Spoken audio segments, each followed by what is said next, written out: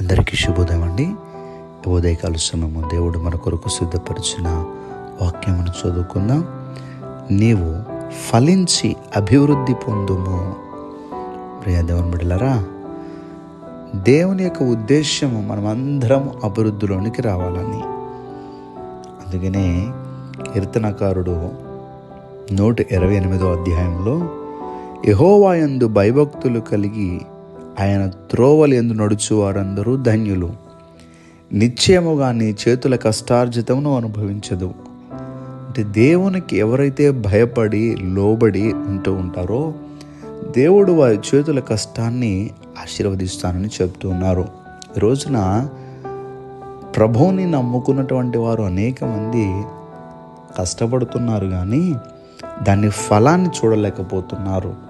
దేవుని వాక్యము ఏం చెప్తుందంటే, నీ చేతుల కష్టార్జితం నువ్వు అనుభవిస్తావు.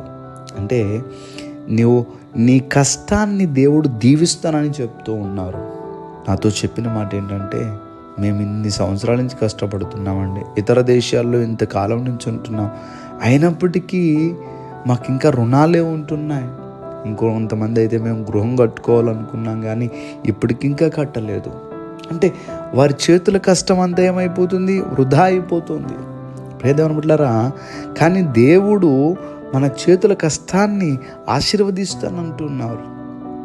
నీవు అభివృద్ధి పొందాలని దేవుని ఉద్దేశమే, కానీ నీవు పేదరికంగా ఏమీ లేనటువంటి వ్యక్తిగా ఉండాలని దేవుడు కోరుకోవట్లేదు. అందుకనే ఈరోజు దేవుని యొక్క వాక్యం ద్వారా ప్రభు మనతో మాట్లాడుతున్న మాట ఏంటంటే, నీవు ఫలించి అభివృద్ధి పొందుము.